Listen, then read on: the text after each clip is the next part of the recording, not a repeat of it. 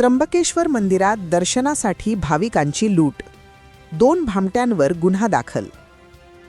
12 ज्योतिर्लिंगापैकी एक असलेल्या नाशिकच्या त्र्यंबकेश्वर मंदिरात जगभरातून भाविक दर्शनासाठी येत असतात.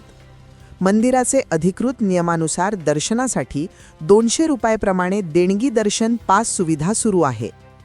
सलग सुट्ट्या असल्याने त्र्यंबकेश्वर मंदिरामध्ये दर्शनासाठी भाविकांची मोठ्या प्रमाणावर गर्दी होत असते.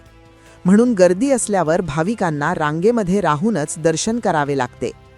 रांगेत उभे राहण्याऐवजी पैसे देऊन लगेच दर्शन करून देण्याचे आमिष दाखविणाऱ्या इसमांविरोधात प्रधान सत्र न्यायाधीश नाशिक यांच्याकडे तक्रारी प्राप्त झाल्याने त्र्यंबकेश्वर पोलिसांनी दर्शनासाठी भाविकांची फसवणूक करणाऱ्या 2 भामट्यांवर गुन्हा दाखल केला आहे.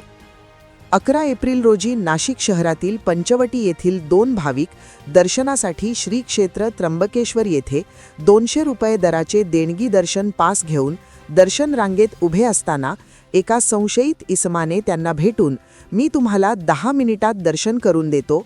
तुम्ही घेतलेले पास दर्शनाकरिता 4 ते 5 तास वेळ लागेल.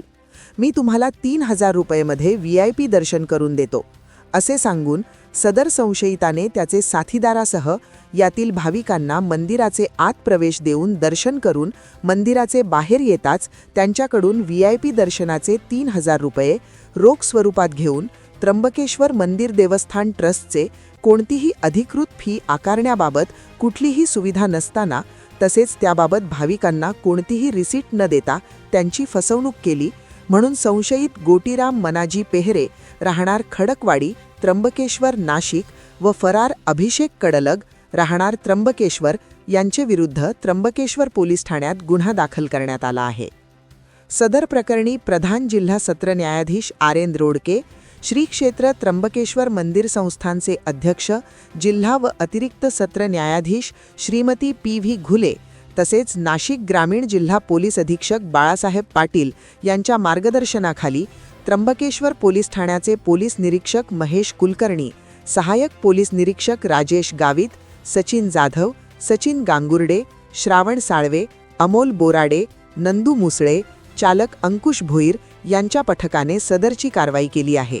सदर प्रकरणी पुढील तपास त्र्यंबकेश्वर पोलीस ठाण्याचे पोलीस निरीक्षक महेश कुलकर्णी यांच्या मार्गदर्शनाखाली सहाय्यक पोलीस निरीक्षक राजेश गावित हे करीत आहे.